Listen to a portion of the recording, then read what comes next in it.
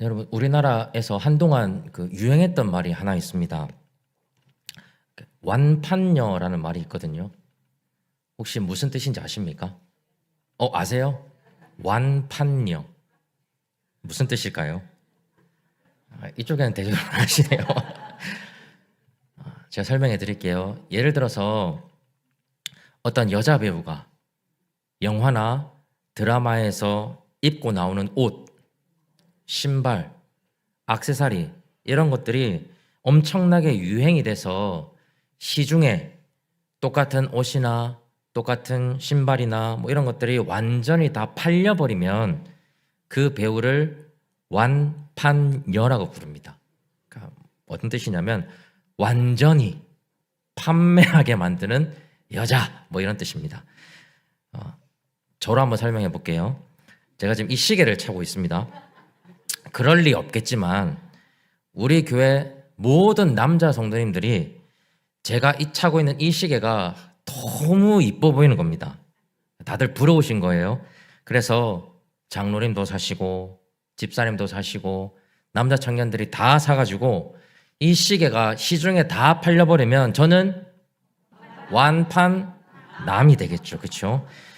요즘에는 이런 완판 신드롬이 일종의 사회 현상으로 일어나고 있습니다. 그래서 뭐 하나가 유행이다 그러면 많은 사람들이 열풍적으로 따라하기 시작하죠. 조금 있으면 이제 겨울이 올 텐데요. 한동안 롱패딩이 유행이었던 적이 있습니다. 그때 여러분 길거리에 나가보면 열의 7은 다 롱패딩을 입고 다닙니다. 유행을 쫓아가는 거죠.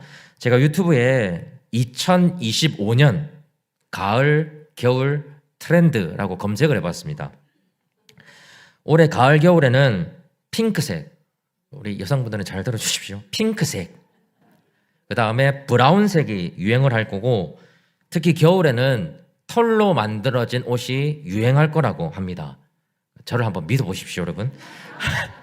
올해 겨울이 되기 전에 브라운색 털옷을 사시면 절대 실패하지 않으실 겁니다. 사람들이 이렇게 유행에 민감하게 반응하는 이유가 무엇이겠습니까? 물론 딱 하나로 집어서 설명하기는 어렵겠지만 우리가 살아가고 있는 이 세상에서 뒤처지고 싶지 않은 그런 마음이 누구에게나 있기 때문이죠. 시대를 선도하지는 못한다고 하더라도 시대의 흐름을 놓치지는 말자. 전 이런 사고방식이 현대인의 마음속에 깊이 자리하고 있다고 봅니다. 사실 교회도 다르지 않습니다. 어디 교회에서 이런 프로그램으로 부흥했다더라. 그러면 그거 답습하고 싶어 하죠. 한동안 뭐 연예인 간증 집회, 릴레이 기도회, 온 세대 예배 뭐 이런 것들이 말 그대로 유행이었습니다. 이런 사역들을 왜 해야 하는지에 대해서는 깊은 고민이 없고 그저 부흥하는 교회가 되고 뒤처지지 않는 교회가 되고 싶은 마음이 유행하는 것을 따라가고 싶어 하는 것으로 정당화되기도 합니다. 본질을 상실해 가는 거죠.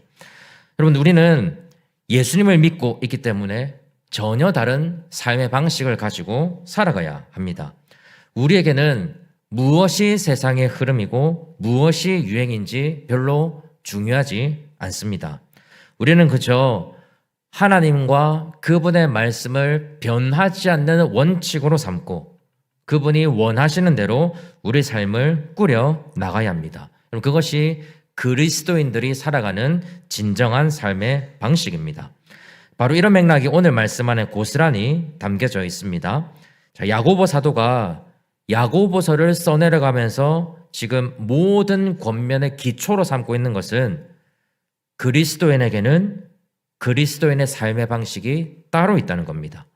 세상이 무엇이라고 하건 간에 세상이 옳다고 말하는 것이 무엇이건 간에 하나님이 우리에게 원하시는 삶의 방식이 무엇인지 그것을 깨닫고 그게 불편하더라도 그게 세상에서는 뒤처지는 것이라고 하더라도 거기에 순종하는 것이 야고보서에서 끊임없이 강조하고 있는 믿음과 행함의 조화라고 볼 수 있습니다.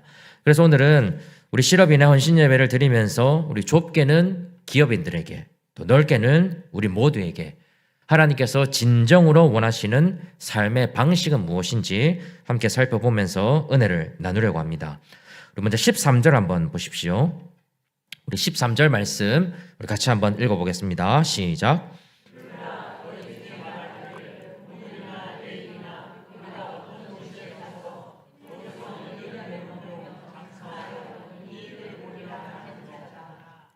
자, 여러분 13절에서 야고보 사도가 들으라 라고 지목하고 있는 대상은 오늘날로 말하면 사업가들입니다. 자, 그런데 그냥 일반 사업가들이 아니고 예수님을 믿고 구원을 받은 하나님의 백성이면서 동시에 사회에서는 사업을 운영하고 있는 이들을 지칭하고 있습니다. 자, 여러분 이들 사업가들의 모습을 잘 한번 보십시오. 언제 가고 어디로 가고 그리고 얼마나 머물지를 이 사업가들이 계획을 세우고 있고요. 또 추진하는 그 사업을 통해서 이익을 얻을 것이다 라고 굳게 믿고 있습니다.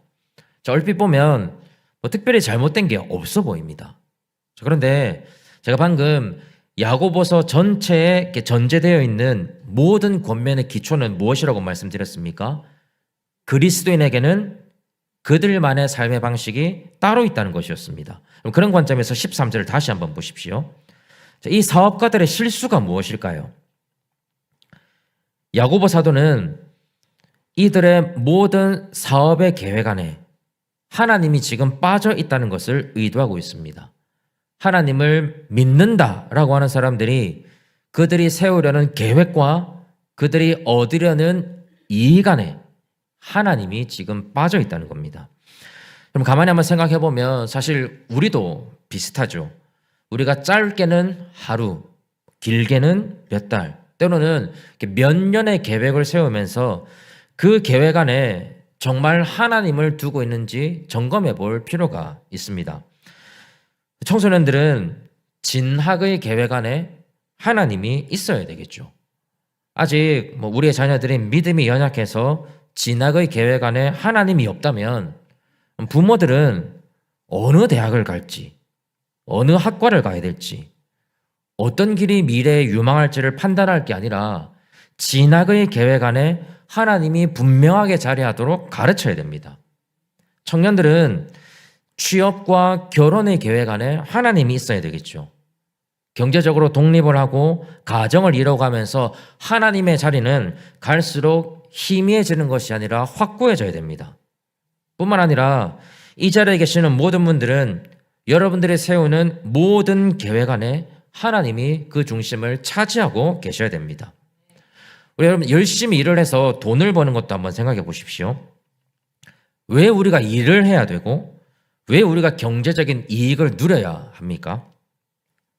왜 성공을 하려고 노력을 해야 되고 왜 우리가 밤잠을 설쳐가며 또 잠을 줄여가며 또 스트레스를 받아가며 돈을 벌어야만 하는 것일까요? 이건 자라나는 청소년들에게만 해당되는 질문이 아닙니다. 우리도 똑같이 이 질문을 마주할 필요가 있습니다. 오늘 말씀은 그 대답 안에 하나님이 반드시 포함되어야 한다는 겁니다. 그냥 하나님의 영광을 위해서 그렇게 두루뭉술하게 말하고 넘길 게 아니라 내가 세우는 계획과 내가 살아가는 삶 속에 어떻게 하나님을 위해서 살 것이며 구체적으로 어떻게 하나님의 말씀을 지킬 것인지, 그래서 내 삶의 어떤 과정과 어떤 결과물을 가지고 하나님을 영화롭게 할 것인지, 물론 우리의 삶이 어떻게 흘러갈지 우리 자신도 모르기 때문에 막 딱 단정지어서 이야기할 수 없을지는 몰라도 적어도 우리는 하나님이 중심이 된 청사진은 가지고 있어야 한다는 뜻입니다. 오늘날 많은 그리스도인들이 정작 예배는 잘 드리고요, 내 삶의 주인이 하나님이라고 찬송은 멋들어지게 부르지만 실제 자기의 삶 속에서는 하나님을 깊이 모셔오는 것을 꺼려하는 것 같습니다. 심지어는 과하다라고 생각하는 것 같습니다. 그냥 주의를 잘 지키고 헌금 열심히 하고 힘들 때 기도 좀 하고 교회에서 시키는 일 열심히 하고 그래서 복도 많이 받고 죽어서 천국에 가면 뭐 나쁘지 않다, 이렇게 생각하는 경향이 은연중에 자리하고 있는 듯 싶습니다. 그럼 과연 그게 전부일까요? 그래서 우리의 삶을 솔직하게 들여다보면 하나님은 우리 삶의 가장자리로 밀려나 있고 오히려 세상의 가치가 중심이 되고 있는 안타까운 우리의 민낯을 직시하게 되는 거죠. 그런 의미에서 14절을 한번 보시면 우리가 하나님보다 세상의 것에 관심을 둔 채로 살아가는 이유를 발견할 수 있습니다. 14절 말씀 우리 같이 한번 읽어보겠습니다. 시작.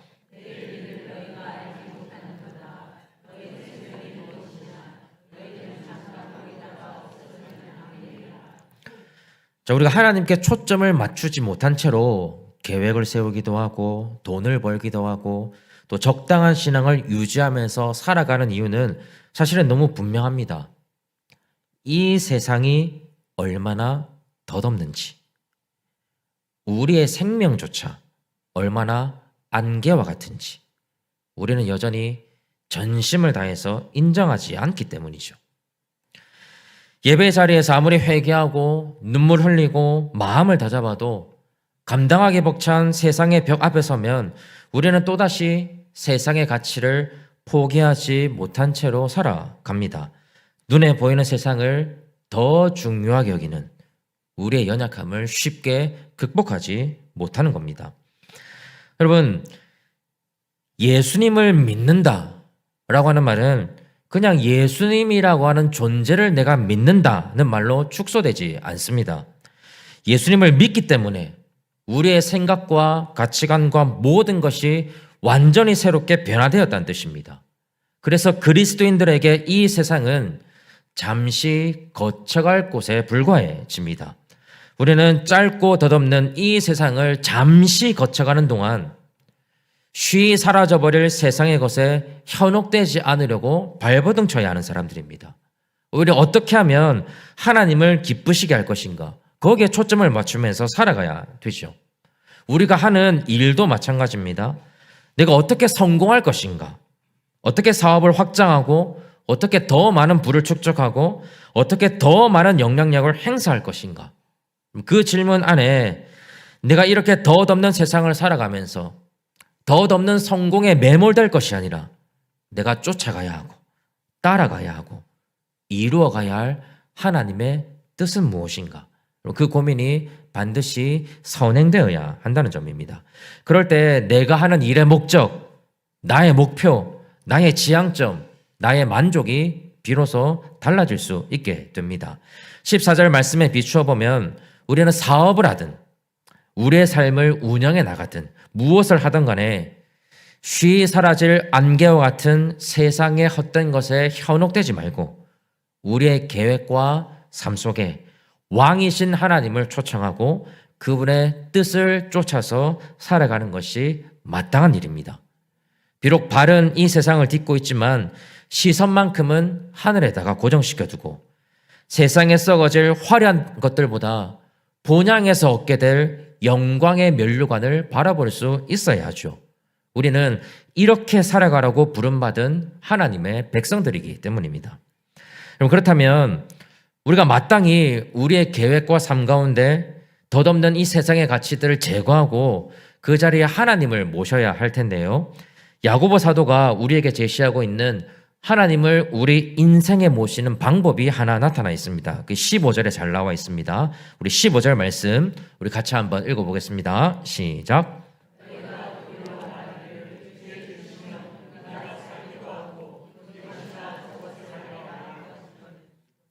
자, 개역 개정 성경만 보면 이 구절을 좀 직관적으로 이해하기 쉽지 않습니다. 그래서 조금 더 쉽게 풀어서 번역한 새 번역 성경을 보면 이렇게 말씀을 합니다.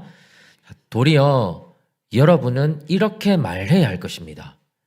주님께서 원하시면 우리가 살아갈 것이고 또 이런 일이나 저런 일을 할 것이다 라고 말입니다.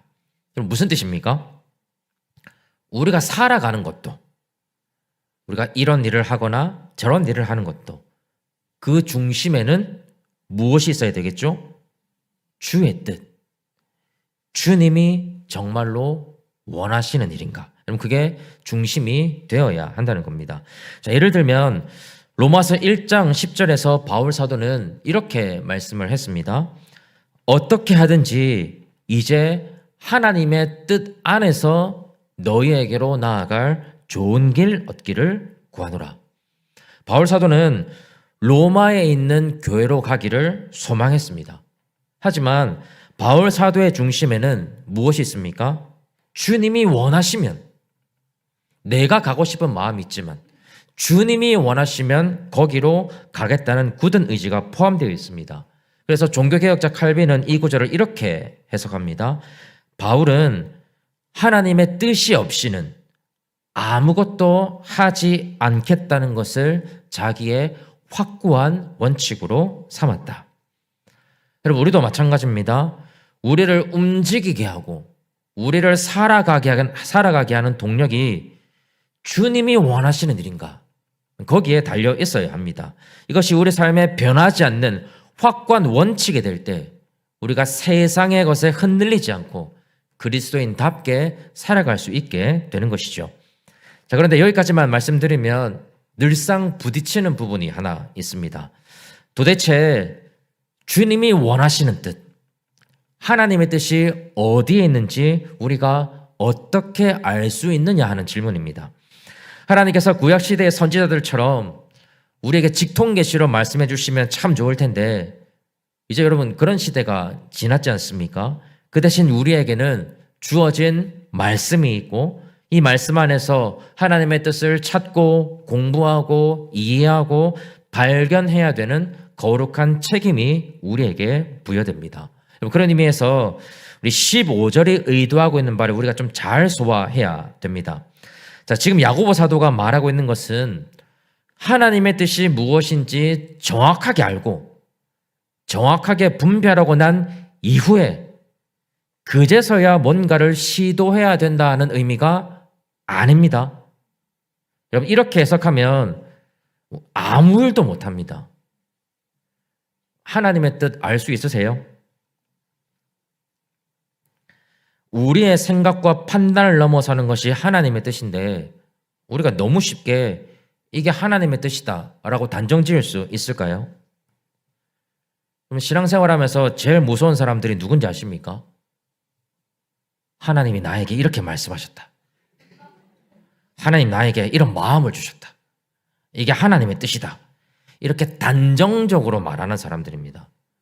성경에 보면 사탄도 영광의 천사로 가장한다라고 말씀하시는데 나의 생각이 정말 하나님의 뜻과 부합한다 우리가 어떻게 확신할 수 있습니까? 내 욕심이 요만큼도 담겨져 있지 않다고 우리가 자신할 수 있을까요? 없습니다. 야고보 사도의 진짜 의도는 하나님의 뜻이라고 확신할 수 있으면 이것이든 저것이든 해도 된다는 뜻이 아니고요.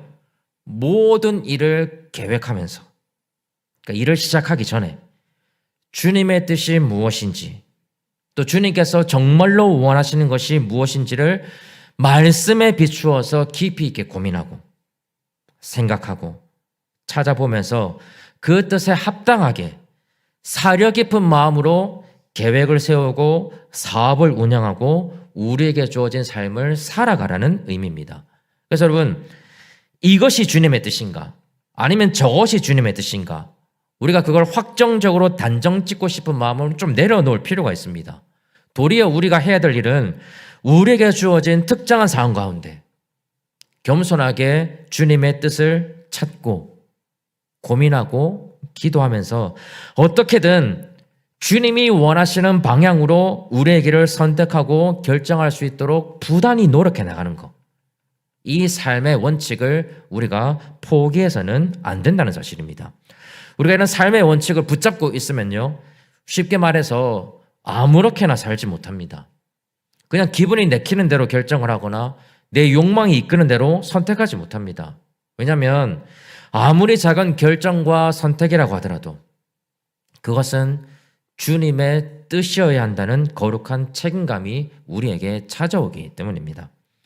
혹시나 내 결정이 하나님의 뜻에 위배되지는 않을까?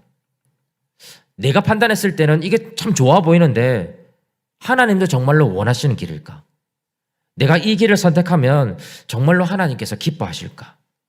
이런 두렵고 떨리는 마음이 우리로 하여금 성급하게 결정하기보다 기도의 자리로 나오게끔 만듭니다. 무작정 직진하기보다 잠깐 멈춰서서 주님의 뜻을 묻고, 그러면서 나의 삶이 정말 주님의 뜻대로 움직여지고 있는지 점검하고 돌아보게끔 만듭니다. 이런 과정을 통해서 우리의 일상이, 또 우리가 운영하는 사업체가 하나님의 뜻이 실현되는 거룩한 장소로 변화되도록 만들어가는 것이죠. 이것이 거룩한 책임감을 가지고 살아가는 그리스도인들의 삶의 방식이어야 한다는 점입니다. 사랑하는 여러분, 우리에게는 이런 거룩한 책임감이 있습니까? 그런 거룩한 책임감을 가지고 작은 선택이라도 그렇게 결정하고 계시고, 여러분의 사업체를 이런 거룩한 책임감을 가지고 운영하고 계십니까? 때로는 저에게 이렇게 항변할지도 모르겠습니다. 목사님, 기업체를 운영하는 것도, 세상을 살아가는 것도, 그것 하나만으로도 참 벅찬 일인데 우리가 그런 부담감까지 안고 살아가야 됩니까? 그냥 그 강단에 서가지고 하나님께서 싸울 것이 없도록 복 주신다고 말씀해 주시고, 잘 되고 더 잘 된다고 말씀해 주시고, 만사 형통할 거라고 말씀해 주시면 안 됩니까? 뭐 그렇게 꼭 책임감까지 가지고 힘든 세상 살아가라고 그렇게 말씀하십니까?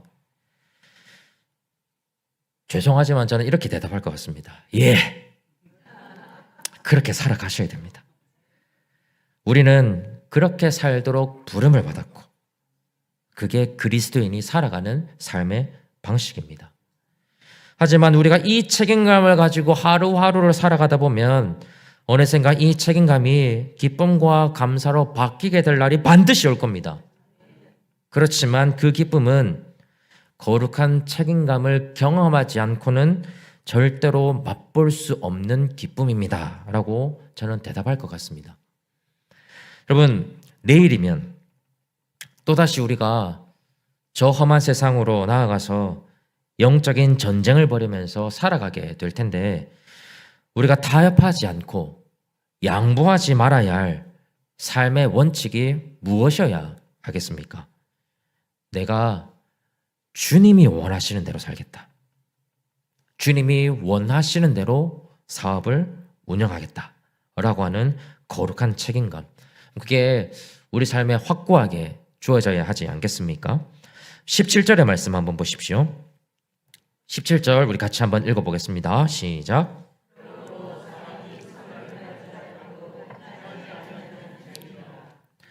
자, 여기서 사람이 선을 행할 줄 알고도 라고 할 때 이 선이라고 하는 말은 우리가 일반적으로 말하는 착한 것, 이런 것을 의미하지 않습니다. 앞에 그러므로가 지금 붙어 있기 때문에 여기서 말하는 선은 방금까지 저희가 쭉 논의해왔던 그리스도인들이 살아가는 삶의 방식을 의미합니다. 자, 그렇게 이해하시면 뒷부분이 아주 선명하게 다가오죠.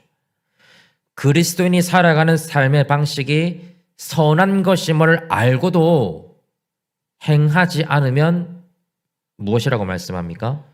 죄라고 말씀합니다. 그럼 굳이 우리가 십계명을 어겨야만 죄가 되는 것은 아닙니다. 눈에 보이는 명확한 죄의 결과물이 있어야 죄가 되는 것도 아니죠. 성경이 말하고 있는 죄는 하나님이 선하다고 하시고 하나님이 옳다고 말하신 일을 행하지 않는 것도 죄의 범주에 들어갑니다. 그래서 하나님을 삶에 깊이 모셔오고 주님의 뜻에 따라 주님이 원하시는 대로 살아가는 이런 거룩한 책임감을 가지는 일은 해도 되고 안 해도 되는 옵션이 아닙니다. 여러분, 우상숭배를 해도 되고 안 해도 되고가 선택의 문제가 아닌 것처럼 그리스도인의 삶의 방식을 따라가는 것도 선택의 여지는 없습니다. 마땅히 순종해야 한다는 사실입니다. 이 시간에 정말로 당부드리고 싶은 것은 이 자리에 계시는 모든 분들이 이런 거룩한 책임감을 가지고 주의 뜻을 따라서 주님이 원하시는 삶을 살아갈 수 있기를 바랍니다. 특별히 기업을 운영하시는 우리 실업인의 모든 분들에게 먼저 응원의 말씀을 전합니다. 힘내십시오. 여러분들의 사업장마다 하나님의 풍성한 은혜가 함께 하시길 빕니다. 오늘 말씀처럼 내가 운영하는 사업을 통해서 하나님이 원하시는 것은 무엇인가?